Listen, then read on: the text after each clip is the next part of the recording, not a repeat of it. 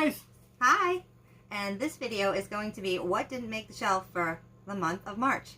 And I watched a lot of movies, and 14 of them did not make my shelf. I watched a couple of them, so I'll have some thoughts as well. And the first movie is Avalanche Sharks. This was a gift to us because we like sharks and cheese.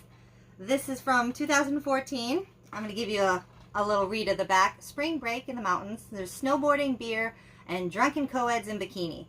As the yearly Bikini Day party descends on a small mountain town, something lurks beneath the snow. When a rider causes an avalanche, it awakens a huge, menacing, prehistoric snow shark. They're cut off from help, and a local sheriff makes an unlikely alliance with a motley crew of snowboarders to take down the shark before the hills run red with blood. And it literally says run red with blood. So there's that one. So for the love of cheese and sharks, we appreciated this movie. Yeah. It was sent to us by a subscriber of ours. It was one that I was looking for at Dollar Tree, and he found it and sent it our way. We were happy to check it out, but sadly it did not make our shelf. No. Thank you so much. There's only so much room in this room, if you will. So we wanted to see it, but I gave it a 1 because of sharks. Yeah, I gave it a little bit higher. I gave it almost a 2. I enjoyed it. I thought sharks. Yeah, I like shark movies. I thought it was good. It was really cheesy. The CGI wasn't that good. There was some really bad acting, but it kept me entertained for the most part. And like I said before, if I actually had a smaller collection and more room, I would probably keep this in the collection. But I can't see rewatching this anytime in the foreseeable future. So because of that, I'm just going to have to let it go. Yeah. But like I said, if you like shark movies, I would say check out Avalanche Sharks. With some good kills. Alright, the next movie I watched is Sushi Girl, a Dollar Tree movie from 2012. It has Tony Todd in it, so I was intrigued about that. He has a very creepy voice. Danny Trejo is actually in here for a hot minute, literally a minute appearance, and he's done. If you've seen the movie, you know he's done. Yeah. But anyway, I'm going to give the back a read for you. Fish has spent 6 years in jail, 6 years alone, 6 years keeping his mouth shut about a robbery about the other men involved. The night he is released, 4 men he protected was silenced to celebrate his freedom with a congratulatory dinner. The meal is a lavish array of sushi served off of a naked body of a beautiful young woman.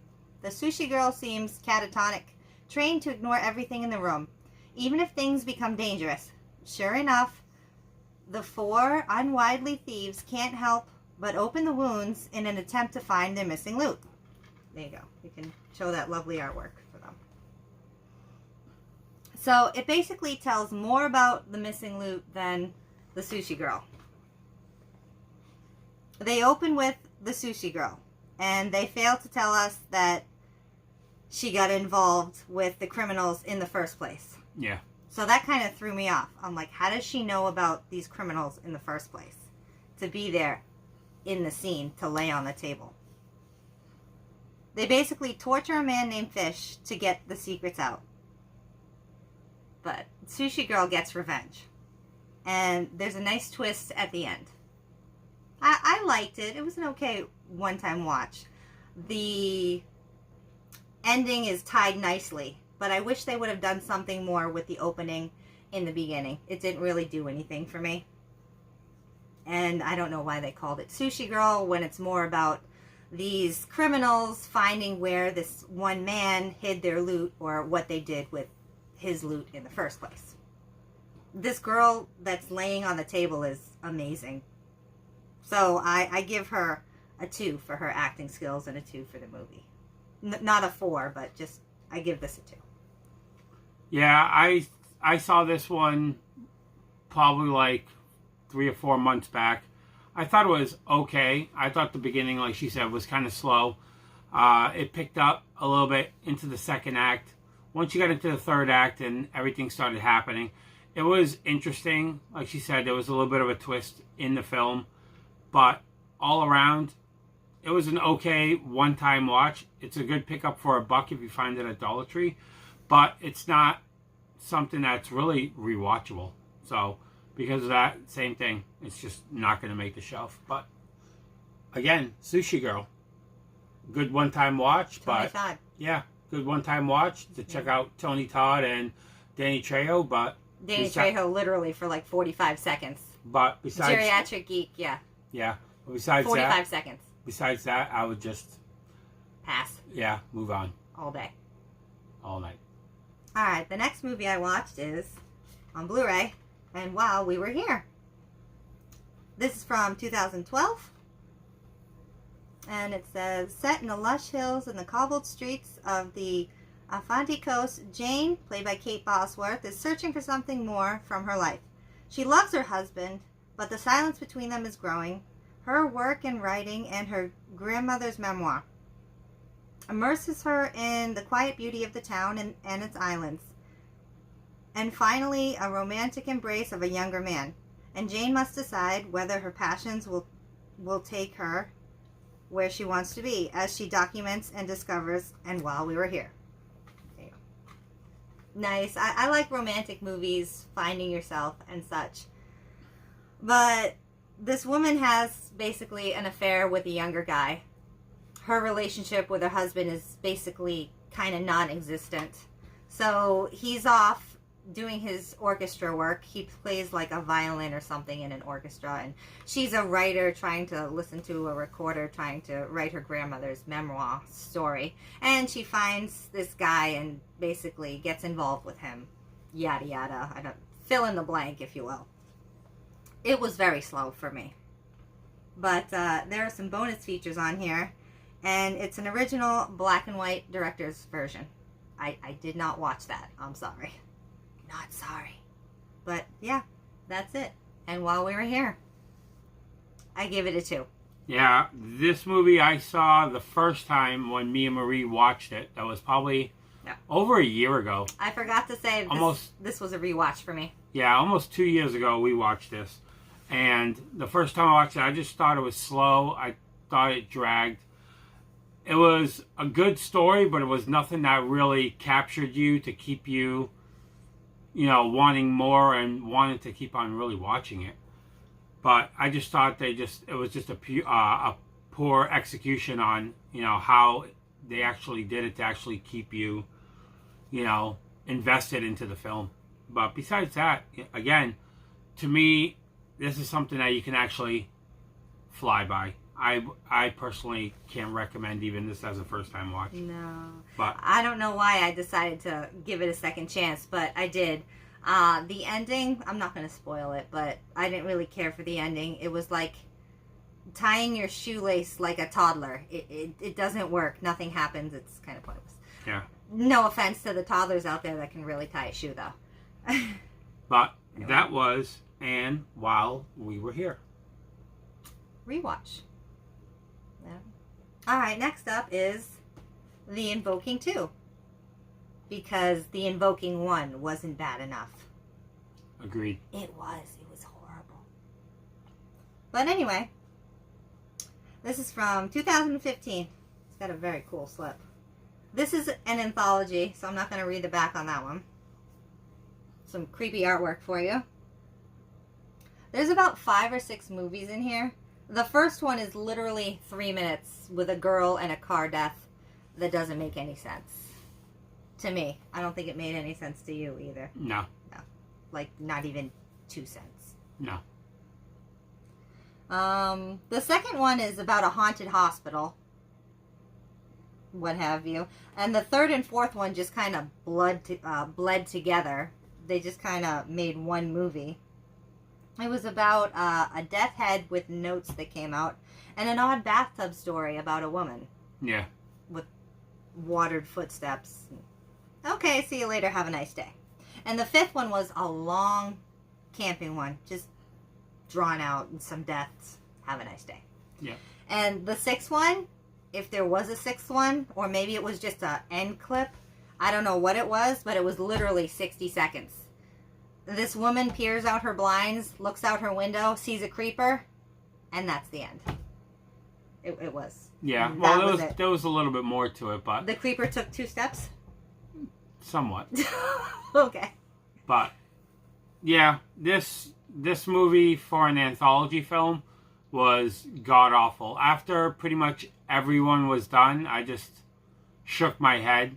To me, out of all of them, I would say the hospital one was the best out of all of them. That was Agreed. that was the one that kind of,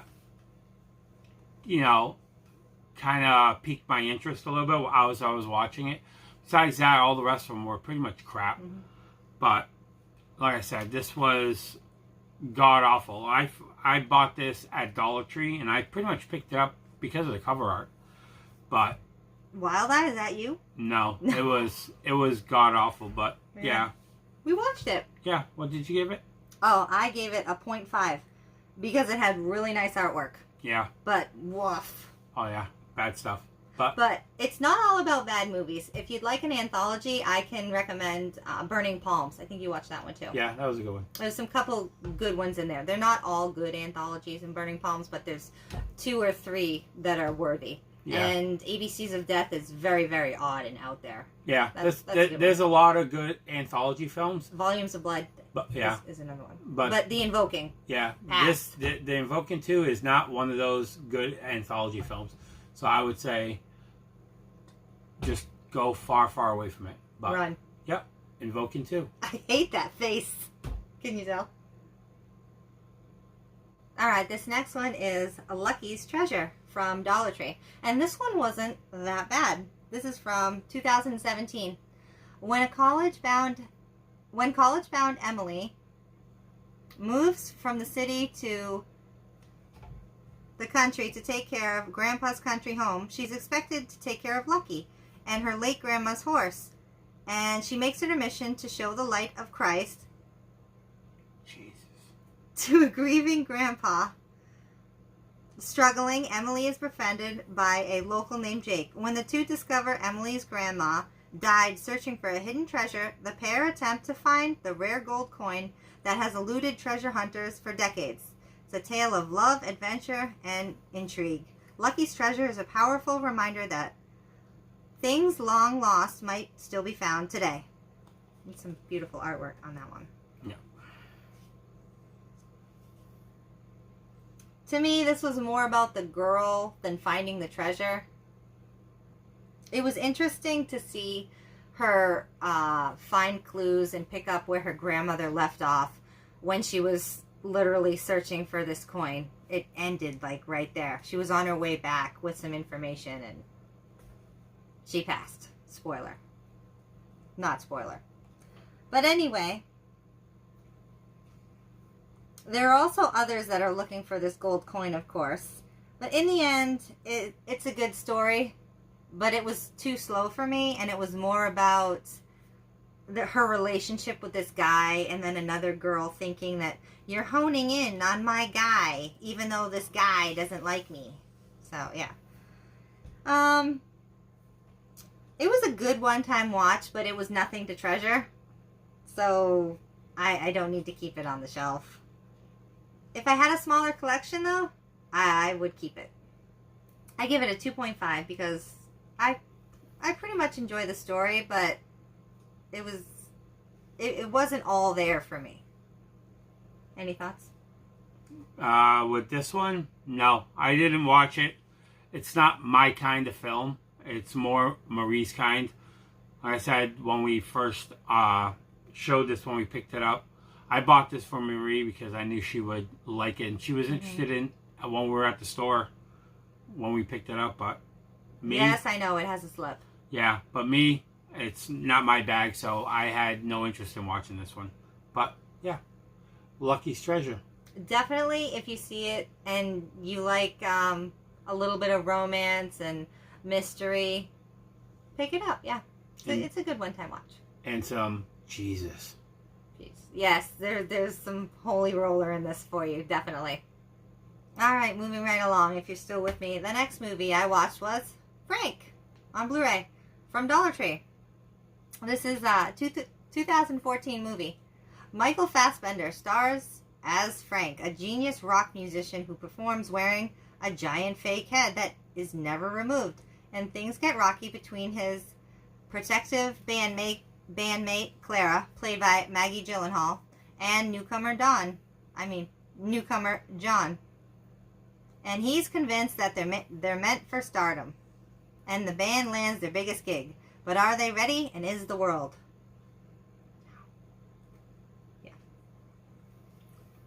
I watched this because it's got a guy with a big head on it. Who isn't curious about that? I was. But it's a bunch of people in a cabin writing music. And John thinks that they could be something big. And events happen. For one, Big Head runs away. And Big Head is like the glue of this band, if you want to call them a band. The music in this is very, very odd. I did not care for the music in this movie. It's not my bag. It's no Slipknot. It's no Mariah Carey. It's no country. It's whatever genre you have. This was a different form of music and just sounds altogether. It wasn't for me with the music. Nothing's really resolved and seems like it was worth it. It had a boring ending. I'm sorry. Spoiler. The big head comes off by the end of the movie. Yep, I just watched that because of sheer curiosity. Well, I'm not curious anymore. I'm just done. This movie actually had some special features. And honestly, I didn't watch a single one of them because I didn't like the movie. But the special features on here are deleted scenes. Nope, didn't watch them. Behind the sounds. Behind the mask. Meet the band. What's the name of the band? The interview with the director, and commentary, and a bunch of other stuff. I didn't watch any of those because, honestly, I didn't really care for the movie Frank. Me, I didn't even watch it. It's not my kind of film. Like I've said before, I don't watch a lot of more modern comedies. I'm more of a, early 90s, 80s, 70s comedy kind of guy. So newer ones, unless it's something really big or really talked about, I pretty much stay away from. So I had zero interest in this one. And you should be fine with that. Yeah. So that is Frank. You want to watch a good movie about music or something? I liked Empire Records that I watched recently. I like that one. Yeah. But Frank, not so much. I gave Frank a 1. He's on there because of his big head. So, frankly, it was bad. Alright, this next one Joe had the pleasure of watching. And it is Death to the Supermodels. This is a 2005 movie. Seriously, I think I could feel myself losing brain cells as I was watching this. I'm not going to read the back because it's that much of a movie that was terrible. I didn't really enjoy it at all. No, correction. I hated this movie more than From Justin to Kelly. More than, what was it, Red Summer? Yeah. Yeah, I hated this movie. They're hot, they're stupid, and they're about to get killed. Yeah. That pretty much sums up the movie. So, spoiler, not spoiler, the supermodels die. But anyway, one plays a mute mannequin most of the movie. So she's like sitting there stone cold for like 3/4 of the movie. And then everything hits the fan at the last like 20 minutes of the movie. The accents in this movie were like terrible. I hated them. I did not care for them at all. It didn't help it or do anything for the movie. But there are special features on this movie. And I watched them. They were deleted scenes and a short compilation. Just of a couple of the actors and actresses in this movie. There was only a few actors. It was all girls mostly. Yep. I don't even know why I watched the special features. Just so I could make this video and say the special features were just dumb. This movie is dumb. This gets the all-day pass. I'm sorry, supermodels. But if you want to look at girls with accents, be my guest. Pick it up. Go right ahead. Enjoy your eye candy. Most of it. But this one girl needs a razor. I will say that much. Please. You can't unsee that. Okay? But here's to Dumb and Pointless. I give it a 0.5. Yeah, like she said, I watched this with her. I got probably a little more than halfway through, and then it was time for me to go to bed, and I told Maria, I'm like, finish it. I'm all done with the movie. I'll pass. I'm like, I'm curious about the ending, but that's about it. So when the ending came, Marie pretty much recorded it with her phone, and the next day while we were having dinner, she actually played me clips on her phone of pretty much what happened at the end. Because a couple little 10-second clips or yeah, so. But it was, like I said, everything that I saw, it was pretty much crap, pointless. There was nothing good or redeemable about this film. It was just bad altogether. My brain hurt while watching this. Yeah, it was kind of like a comedy, kind of mystery whodunit kind of movie, but it just, again, it just wasn't good. I would say kind of raunchy. Yeah, I would say Runaway, because, you know, Marie said if you want eye candy, I will tell you right now.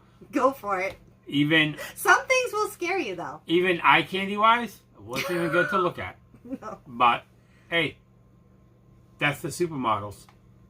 They die in some strange ways, let me tell you. Yeah, complete garbage. I cannot get this one scene about farting out of my head. Oh yeah. If that. That was bad. Yeah. But yeah, I would say stay away. All right, this next movie is Drinking Buddies. It's a little less painful to watch. It's from 2013, and it is a Dollar Tree movie. Luke and Kate are co-workers at a Chicago brewery where they spend their days drinking and flirting, and they're perfect for each other, except they're already both in relationships. Luke is in the midst of marriage, talks with his girlfriend of 6 years, and Kate is playing it cool with her music producer boyfriend, Chris. And you know what makes the line between friends and more than friends really blurry? Beer. Drinking Buddies. A comedy about knowing when to say when. Is that Olivia Wilde? No, that's Anna Kendrick. Anna Kendrick. I like Anna Kendrick. Yeah. So I was curious for that one. Olivia Wilde's the other one. So there's not much of a story between these two couples. Basically, this guy likes the girls couple. Well, the two couples, one of the pair likes each of the others. So the people that are together kind of want to flip, if you will, if I'm being anywhat clear on that. So they want to date the other's significant other. Was I slow? Yes. Was this movie slow? Yes. It had a pointless ending. It was actually a quiet ending. They're just sitting there and nothing's really resolved. It's a movie that doesn't do anything. I didn't really laugh too much, but it was okay for curiosity wise. Since I had no desire really with this movie much, I did not watch any special features, but there's a boatload of special features. But for those of you that want to know about special features, here they are. Oh my goodness. Small special features. Deleted scenes. Outtakes. Normally I love my deleted scenes, my outtakes, my gag reels. I will love to watch those. But not with this one. There's an interview with Olivia Wilde, an interview with Jake Johnson, interview with Anna Kendrick, an interview with Rob Livingston, and there's a look at Drinking Buddies. And a bunch of other things behind the scene and commentary, which I was not interested at all. So there you go. Drinking Buddies. Did you watch that one? Nope. I didn't watch this one. I had no interest in it. It wasn't... You didn't need to. No, it wasn't something that I was intrigued on watching. When I first saw this in stores, I really wasn't going to pick it up, so... Drinking Buddies. I saw it at one store and I passed, and then I saw it again. I'm like, okay, I'm curious. I'll pick it up. It's Magnolia. It's not Wild Eye. It's okay. I'll give it a look, but yeah. What did you give it? I gave it a 2. And here's to knowing when to say when. When? Alright, this next movie, I got a little treat for you. Someone in the comments requested that I watch one of these. And I thought it was a pretty good idea for a bucket list movie. So I went ahead and checked out Full Moon's Grindhouse Collection SS Hell Camp from 1977. I'm just going to say there's some artwork on this movie. This was the only one not opened. And I needed to watch one of Joe's Grindhouse movies. Just so I can put this lovely review in for you. So here's to bucket list movies. It was extremely unsettling and had some hard scenes to watch for me. And I can't even say some of the scenes in that movie. Not to mention some of the artwork was printed on this movie. It might be unsettling. But anyway, shield your eyes or skip ahead if you don't even want to listen to this. But it was a very confusing story. And I'm just going to summarize it for you. So basically it's about this woman who runs this camp. And she has this specimen, we'll say. She has this guy that is injected with hormones or some chemical to turn him into a beast. So you have this psychotic, sex-crazed man that's supposedly half beast and half man. And she has subjects. And things happen. And it's just... No. I couldn't even follow it. There was also another scene in the movie that I didn't care for. It kind of tugs at the heart. Kind of has something to do with a baby. It's just... It's a lot of controversy in here. Full Moon did it with Grindhouse. If you want to watch something different and obscure and F with your mind, watch a Grindhouse movie. Yeah. Because they actually put some thought into this movie, I'm going to give it a 0.5. And there's lots of nudity and ding-dongs in this movie. Definitely. So if you want that, watch this movie. So here's the 86 minutes of no. Here you go, Joe. For me, I like the Grindhouse films. I'm a big fan of that sleazy kind of, Nazi exploitation kind of films. I think they're kind of wacky, a little crazy, a little cheesy. But I actually enjoy them. I think some of them are kind of funny. And, to me, it's a good cheese-tastic kind of time to watch them. So, it didn't make her shelf, but it makes my shelf. So this will actually go back on the shelf with all the ones that I have. Yeah. So, the man that supposedly turns into the beast, he basically looks like that. A regular guy. A regular Joe, if you will. See what I did there? Yeah, I saw what you did there. And he basically looks the same. And he has no form or shape of a monkey or a beast or a gorilla. What have you. So, here you go, Joe. Yeah, but that is SS Hell Camp. Back on the shelf. Alright, the next movie I watched is Restricted Area with Chauncey Phillips. This is a 2019 movie. It's got great artwork right off the bat. I just gotta say that. So, 4 blue-collar friends recently laid off from the steel mill take a last camping trip into the wilderness where they discover the backwoods cult with a catalysmic agenda. So what started out as a relaxing getaway quickly turns into a fight for survival. That's really good artwork. I'm looking for Wild Eye again. But Sean is literally in this for about, I don't know, maybe 10 minutes. And it's a prelude to the movie. It doesn't really have a whole lot to do with the rest of the movie. But it's a nice beginning. It's definitely, I'm going to use your word, low budgery in nature. It's slow with music that I didn't really care for. So it's kind of a lot of walking in nature with music, wondering what's going to happen next. It was actually kind of confusing for me. But if you like movies like this, you'll definitely like Camp Blood. And Chauncey is also in Camp Blood movies. He's in 2 or 3 of those. Yeah. So I would check out Camp Blood movies before you check out Restricted Area. But for me, I didn't watch it. This is something I had no interest in as well. So I never watched this film. Like I said, I have better things in my collection to watch. So I flew over the radar on this one. I wanted to check it out and support people and cool artwork. So it's on the grid, but it's on the grid with a 0.5. I'm sorry. Alright, this next movie is a dishonorable mention. This was actually a gag gift from our friend J2H. So, thank you J2H for Soulja Boy, the movie from 2011. And I will watch anything. I will try, and boy, I tried. I tried for a whole 10 minutes. Please give me credit.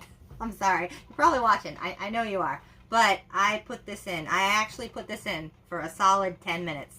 It's basically about Soulja Boy, who is this singing star sensation and how he becomes to fame. And there's a whole bunch of interviews, basically. You can hold that lovely artwork up.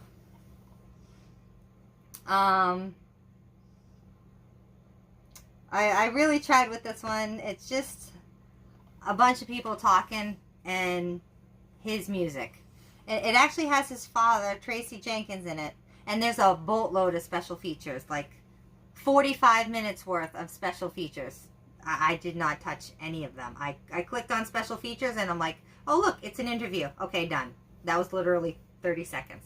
Just so I could take a look at the special features and say there are a bunch of interviews and tell you that it's a bunch of interviews that I did not watch. The movie Soulja Boy, ladies and gentlemen, literally did not watch it, could not watch it. I tried. Thanks, but no thanks. Dollar Tree does it again.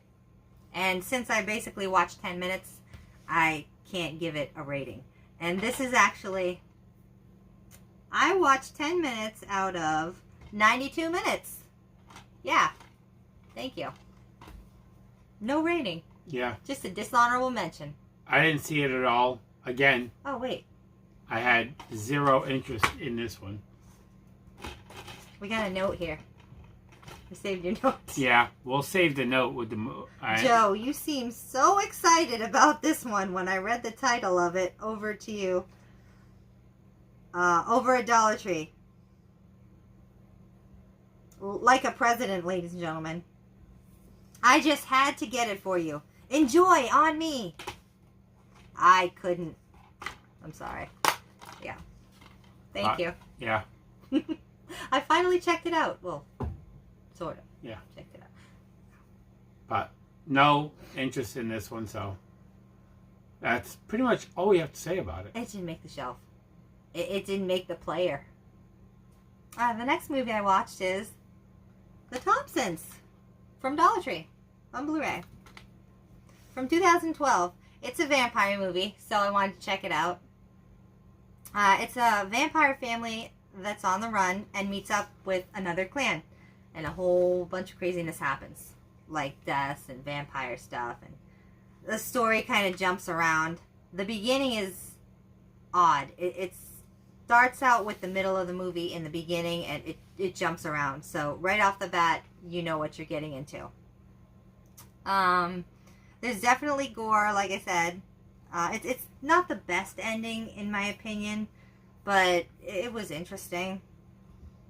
And since I didn't care for the movie, I passed on the special features on this one as well. Let me give them a read. There's a couple of them. There's the relocating of the family. Scribed in blood. Subscribe. If you're still watching this video, you should probably subscribe. I don't know.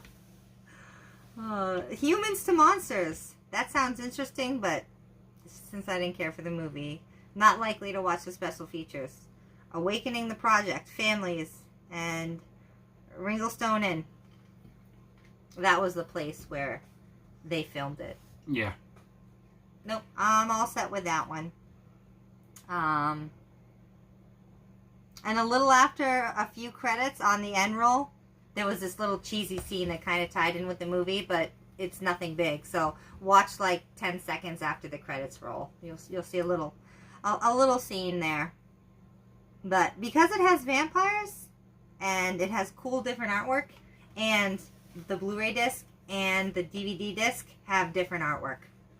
It's just the top and the bottom of the artwork on the cover. If you want to open it, you can. It's nothing special. It's just the top and bottom of the cover.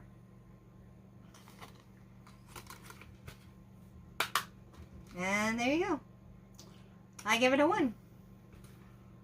I watched this one, I think it was last summer. I checked it out. I thought it was okay. It didn't really hold my attention. I was kind of bored about halfway through it. To me, I told Marie right there, I was like, it's not going to make my shelf. She wanted to check it out. So I'm curious. I want to watch it. Me jumped up. Yeah, so she finally checked it out just now. To me, if you want to watch a good vampire film that's very similar to this, watch Near Dark. Near Dark, to me, is very similar to this one and a lot better film. So, yeah, I would say it's maybe a one-time watch. It just jumped around too much for me. Yeah, it jumped timelines too much. But, hey, that's the Thompsons. I checked it out because I was curious. And I happen to like sparkling vampires. And I like the Twilight movies. So it looked like Twilight-ish to me. But nowhere near the Twilight movies. No. It did not make the shelf. Alright, we got 2 more movies to go if you're still with us. The next movie is Anne. A creepy doll movie. From Dollar Tree. Because I like to watch creepy doll movies. I don't like creepy dolls, but I'll watch creepy doll movies. So this is from 2018, from the producer of Friday the 13th and The Curse of Jason. So a mentally ill woman, seriously, this woman is mentally ill. So a mentally ill woman with a severe personality disorder develops a strange relationship with her dolls. Yes, there's more than one. As she grows further apart from her son and family, Anne's sickness rapidly advances. She becomes a victim to insomnia and even self-mutilation, leaving her son to uncover the strange truth behind Anne's illness. Ooh. No. She's not in a wheelchair the entire time. That's just a segment in the movie. I don't know why they have that there. Here. Take it. So, I literally have no words for this movie. And there is literally no words in the beginning of this movie. And if there are words, they're mumbled, they're inaudible. You can't really make out what they're trying to say. It's pointless. This movie was a complete waste of my time. It gets the All Day Pass award for this month. To quote Rick from Down to Movie, this is hot trash. It's literally about this woman walking around her house. She's psychotic about dolls. She makes them food. She's basically unhappy with life, but she finds comfort in a TV show. Her son stops by. It's just a lot of slow clips and bad music. And did I mention the audio sucked in this? I just didn't like it. I was intrigued by the artwork. I was sucked in, and I like creepy dolls, but this, not even for a penny. This is the worst. I'm serious. I give it a 0. It is that bad. And I watched the whole thing just because I was curious. I don't know what I was thinking. Maybe I should stay away from creepy doll movies. Leave a comment down below. Should I stop watching creepy doll movies? I don't know.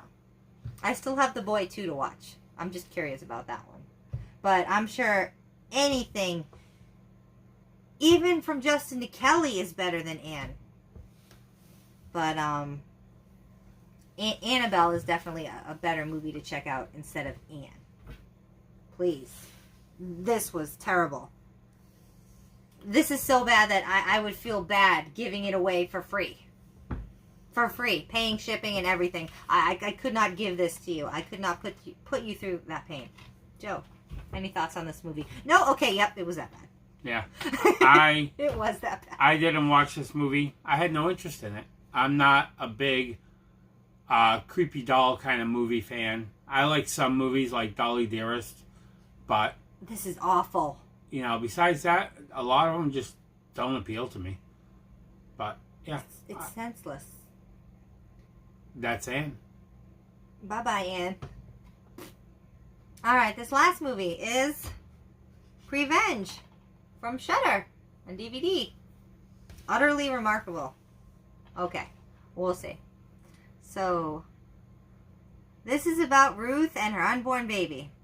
So her unborn baby speaks to her from the womb, coaching her to lure and ultimately kill her unsuspecting victims.